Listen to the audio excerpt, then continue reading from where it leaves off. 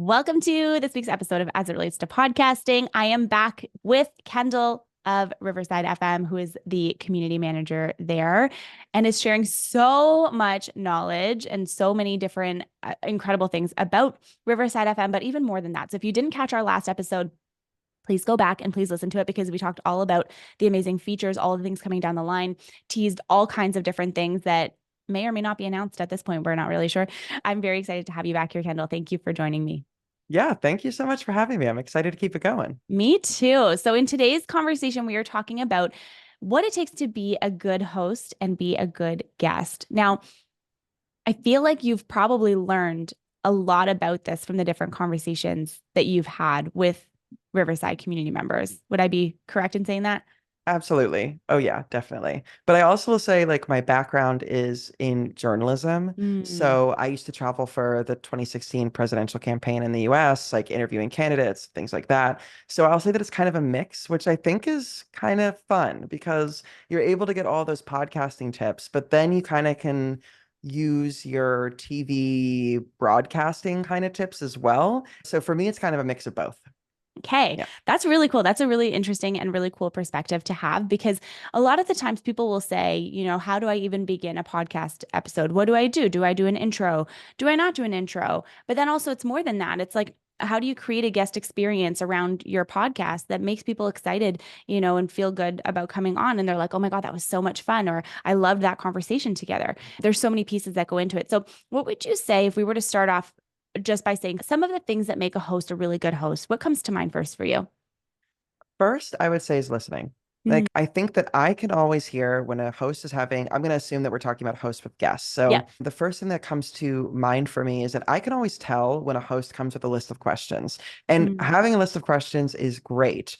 But when you're not listening to somebody's response and what they're saying in response to those questions, then you're having a really disjointed conversation. yeah. Like, imagine going to meet up with a friend and you come with your list of questions. How was your day today? And then they tell you about their day and they're like, great, and your job is going well. Like it's It's you have robotic. to yeah, you have to respond. You have to flow with the conversation. It's great to have a questions there as a guide, but like listening is key. I agree with you so much. And one thing that I've done I get all kinds of questions from clients, newer clients, launch clients, doesn't matter. How do I structure my episodes? How do I make it so that, it's actually interesting for people to listen to? Should I create bullet points? I have some clients who like script their whole solo episode and then they'll read the script. And there's nothing wrong with either of these ways. I think though, if you're going to do something and like read off of a teleprompter, I feel like you have to find a way to put your own personality back in it instead of just acting like you're reading, right? But I've always thought Exactly. this with Happiness Happens, which is my other podcast. On that show, I don't come with a list of questions. I have a beginning question, which is what does happiness mean to you? And then I have an end question, which is what's one way my listener can create a little more happiness in their day every day starting today. I know them off the top of my head because I ask them every single interview. But what I like about those is they're both anchor points. And then Mhm. everything in between, if you do good research on your guest and you know exactly who they are and what they do, the title of their book or their program or whatever it is that you're going to be talking about, you come prepared and you look like you know exactly what you're talking about. You know what I mean? When you do your research. But then more than that, too, I think you can have so much flow within the conversation. Like for this, I didn't prep any questions. I'm like, I just want to have a conversation with you and understand, maybe there's a few key points in my mind that I'm like, oh, these would be good things to touch on. But there's a difference when you have questions versus not. That was a long-winded way of saying there's a difference. Yeah, and we're winging it. I'm kidding, but no, I completely agree. I would actually recommend bullet points. Mm, That's my top tip for people who are being guests on podcasts, people who are being hosts. And when I say bullet points, three at max. And the reason that I'm saying that is because when you have three bullet points that you have, it's your anchor, as you were saying. So, for example, my wife was doing a TV interview recently about her job, and she was all over the place. She was nervous about where to go. So I'm like, okay, 3 to 5 bullet points of your main points. Like, and so if you start to kind of go off on something and you need to be brought back to your points, then you have them there. yeah. So I would say, like, if you have a goal of what your podcast can be, because you also want people to get value out of what they're listening to. So Exactly. you don't want to just like go into a conversation and launch into it. And then suddenly we're like, as it relates to podcasting, and I'm talking about like what fruits I love, I don't know why that came to mind. But what I'm saying is that if you go into there and you're like, this is what I wanted of the conversation, then it at least anchors you back to that point. So I would Exactly. recommend, if you're going to do bullet points, it doesn't help you when you have 10 bullet points and they're written in really small font and suddenly you're trying to read them. That is much more overwhelming. So short, Exactly. simple, to the point. Love that. And another thing too, I like having an anchoring question in the beginning and I like having an anchoring question at the end because it kind of removes the space of the awkwardness of like, where do I start and where do I end? But Mhm. then more than that, it gets you a different perspective than, so tell me about yourself and tell me your story. Because some people will go and they'll talk about their story for like 15 minutes. And then if you want to do a 20-minute episode, all they've talked about is their story and might not be as relevant to someone who is listening to it. So it's also too, I think, about being a good host is like understanding what is your show about? Who is it for? And what do you want people to get out of your conversation? You want them to get tips? Do you want them to be like actionable next steps that they can do? What is it that you want them to do? And then you can help guide the conversation in that way. Exactly. I would also say that no one knows your audience like you as the host. Mm, So the reason I'm saying that is because this is why I don't recommend that you ask people like, introduce yourself or tell me about yourself type of thing. I would recommend that you do your own intro solo. And I hmm say that because like, then you're able to say, hey, I had this conversation with Kendall and she said X, Y, and Z. I think it's so valuable. She's the community manager at Riverside. You're able hmm to like really, because if you were to ask me, I'm like, okay, well, I was born in Philadelphia, and that doesn't really, your listeners don't care. So like you can ask that question to them just to hear what they would say, then hmm like lob it off and put your own intro there so that you can really make sure that you're giving value to your listeners, why hmm they should listen to the full thing right off the top. And no one's going to know that like you. Exactly. I completely agree with you. And also, typically on this podcast, I will do a separate intro and a separate outro, and we're not in this series. But that's okay because at the same time, I feel like, and I've learned this with this show by doing this show, I know exactly what we're going to be talking about. You know what I Yeah. mean? Like we're going to go in the direction of what it is, right? And so I think that having that clarity and like knowing in advance what you're talking about and where you're going to go, it helps because if you do not want to do a separate intro and you don't want to do a separate outro, you kind of have an idea of where the conversation is going to go. Although there's always extra nuggets of things that are going to be added in there that you can't anticipate happening. Yeah, but I would argue that's also you knowing your audience as a host best. That you're Mm, like, okay, let's dive right into the conversation. very true. So, like, being able to kind of structure it in that way and letting the flow of it be how you want it to be, that's, I think, an example of that. So, you don't even have to present that as an intro. It could be that you have no intro, but just kind of how you want to set up the first question, as you're saying, and then like the Hmm last question to bring it back. That Love that. that is that's better than having your guest kind of do that for you and hoping that your Exactly. guest will do that for you. Yeah. Like fingers crossed. I hope you know what you're doing. Okay, so something else, another tip that you would have that makes a host a really good host from what you've seen over the last little bit. Okay. So I would say that the best way, like, because we're saying, like, don't have somebody give the intro for you, is what we were just Hmm saying. hmm But what I would say is that you can have somebody join your podcast conversation. If you're using Riverside, have them join your studio about 10 to 15 minutes before, and then just start talking. Like, just have a conversation. I wouldn't even really tell them, like, hey, I'm going to ask this and that. What I mean by this is saying, like, hey, how's your day? What's going on? Like, hmm share something funny that happened in your day if you kind of want to have a fun type of conversation. hmm Set the tone before you begin. So then I don't even have like in Riverside, you can disable your timer that kind of counts down when you start recording, Yeah, because then you just flow into the conversation. And I find that those conversations, you can tell that you've already been talking for 10 minutes because you already have this kind of rapport. So that would be one. I would I say love another that. one, yeah, I call them green room conversations because in Mm. television, we used to have this thing where you would kind of, as a producer, you'd come in 10 minutes before and talk with the guests before they went live. Just because when you're sitting there quietly and then they're like, okay, action, it's just You're such a jump to do like, me? like, So not me. not me. So that was definitely something that I would recommend. Another thing is I wouldn't say have all of your questions written down. I would say to like kind of think of how you want your questions to go. Mm-hmm. Because, for example, there are different questions that you can ask that are going to elicit different responses. A Mm-hmm. classic one I like to give is like, what is the best thing you could do about podcasting versus like, what's one mistake that you think podcasters make sometimes?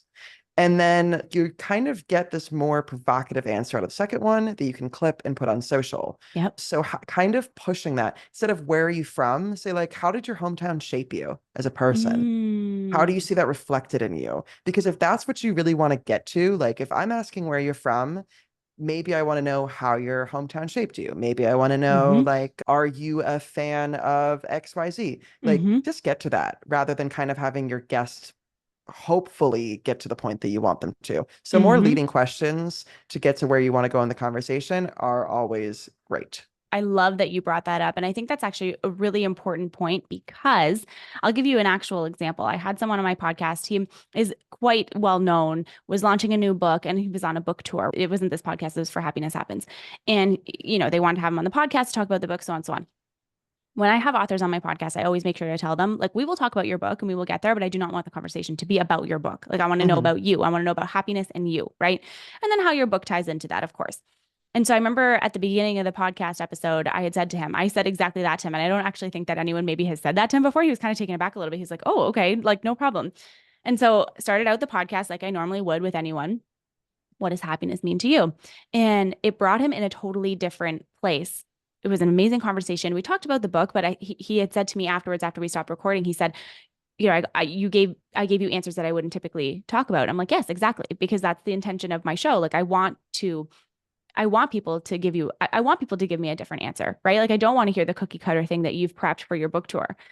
And then actually afterwards, he sent me a message on Instagram and he was like, that was such a good conversation. It was such a fun podcast, blah, blah. He rated and reviewed my show. It was like a whole thing. He's like, keep going. This Amazing. is amazing. And I was like, thank you. All because I think outside of the box. Also, in addition, what you were saying about, not prepping people about their questions or about what the questions are going to be, that what does happiness mean to you question. I don't give that question to anyone in advance. I literally tell them the question as I hit record. I'm like, okay, I'm going to hit record in a second. You can think about this for 2 seconds, but this is my first question for you. And it's going to be this, right? Because I don't want someone to come with a scripted answer. Like I want to know what it actually is for you instead of what you feel like is going to sound best.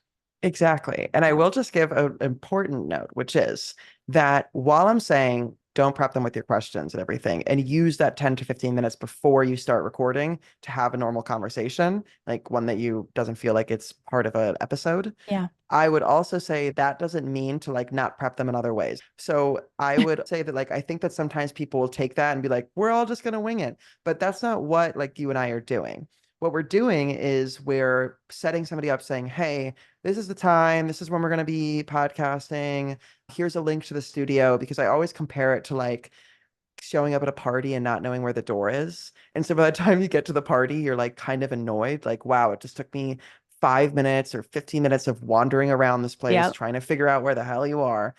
And then in the end, like you kind of enter the party a little annoyed. You take a few minutes and then you're fine, but you don't Mm, want that few minutes recorded. So prep exactly. them for the logistics. Don't prep them for the full conversation. I love that. That is such a good tip. Now, if we are to flip to the guest side, what would Mhm. some top hitter tips be for the guest side? For the guest side, I would say to maybe listen to a few of their podcasts, like the podcast that you're going on. That's the first thing that I would say. I'd also say this is like a key for me is wear something that you feel comfortable in. Like wear something that if you're going to do a Mm, video podcast, like even if for audio, wear something that you've been love complimented that. on. Like if you feel confident, you feel like you look great, you're gonna reflect that more into your conversation. Mm, Then I would also say that like most podcasts don't want a quote unquote talking head. Like they yeah. don't want you to sit there buttoned up and like answering the questions without it being a conversation. Yeah. Think about the podcast that you like to listen to and think about how their guests interact with them. It's a conversation. I Hmm. will say while you're talking, I'll be like, exactly, yes. Like, because that's what I want to hear when I'm listening to a podcast. So remember that when you're podcasting and you're a guest on a podcast, that it is the best thing to do is just treat it like you're sitting at a table with a friend of yours, unless Mm. it's like, some sort of business podcast that they want you specifically to not kind of feel like a friend that's sitting at the table, maybe a colleague that's sitting in the boardroom, but kind of channel that energy and make it as organic as you can, because then when you listen back, you're going to recognize yourself more in it. It's not going to be Mhm. like, oh my God, who is this person? It's like, there I am. I think that is such a great tip. And one of the things, especially with this podcast, that I've always thought about is I always wanted it to feel like I had a co-host with me. You know what I mean? Mhm. Like it's my show, but every month I'll bring on a co-host of the podcast and we talk about things and it's like fun and you're like shooting the shit. Like, you know what I mean? Like you're just having fun and you're having a conversation. And one thing that I will add to that too is instead of coming to a podcast episode and like talking about yourself and like your story for the whole episode, teach through story, right? Mhm. Help people understand how you got where you are, maybe through the story that you want to share about that specific thing.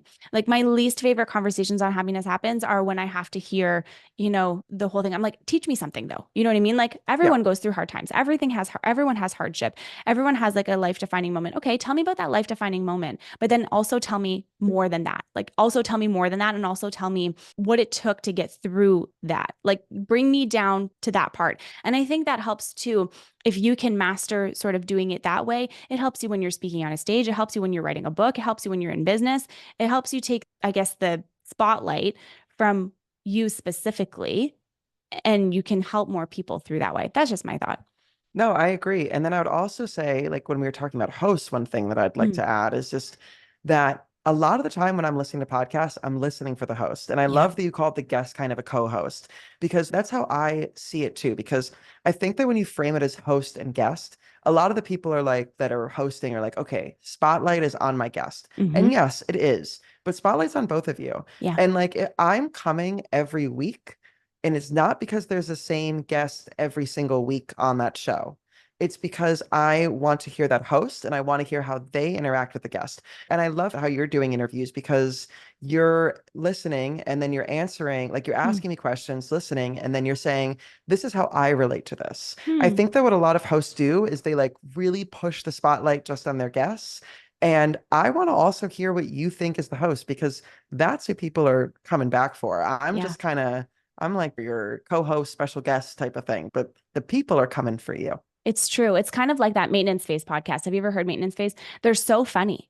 Like they're funny, they have conversations, they come prepared with their information, and they'll tell different stories about different things, but and it's a lot of it is like factual and like whatever. It's a great podcast, but the host, like the chemistry that the hosts have together, I love. And that's what I wanted to like emulate with as it is to podcasting because I wanted it to feel like that. Like I don't want it to just be me sitting here like telling all of the things or, hearing only from my co-host or my guest about like only their perspective. So yeah, I think that's Yeah, important. because the guest is somebody that your listeners have to get reacquainted with or get Hmm. acquainted with every time. So it's nice to Exactly. have that anchor of like, I know you and you've brought on this guest, but I also know you and love you and want to listen to you. So Exactly. share the spotlight.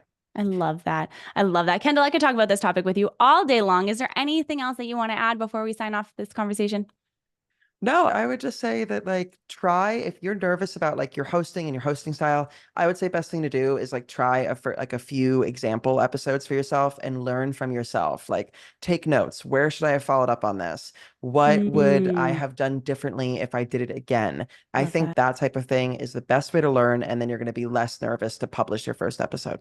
I think that's really great advice. Thank you so much for joining me. Where can my listener connect with you? You can connect with me. Best way I'd say is on LinkedIn. It's Kendall Breitman. And then you can also find Riverside's community of over 17,000 podcasters, plus myself leading it on Facebook. It's Conversation Creators by Riverside.fm. Beautiful. We will put all of the links in the notes below. And also, that's a perfect segue into our final conversation together, which is all about community, which I'm really excited to have with you. So, thank you for joining me on this one and Thank you. see you next week.